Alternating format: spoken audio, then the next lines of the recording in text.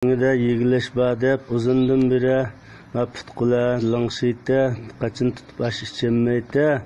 Hozir mana darni bir bosqich ishlatgandan keyin o'zi qachon tutib ash ichalaydigan o'zining bedetlarini iste'mol qilgandan keyin oshqozon yollig'im bor edi, o't yollig'im bor edi, usha yollig'im bor edi. Hozir hammasi shunday yaxshilanib ketdi. Uning qarta to'xtamay do'rishdigan. Bu do'rlarni Daran gazep payda qildi ama qo'limga jugulmaydi. Mana hozir bunda jugulga holat ketdi bu. Bir qatim yaqlab qo'ydim.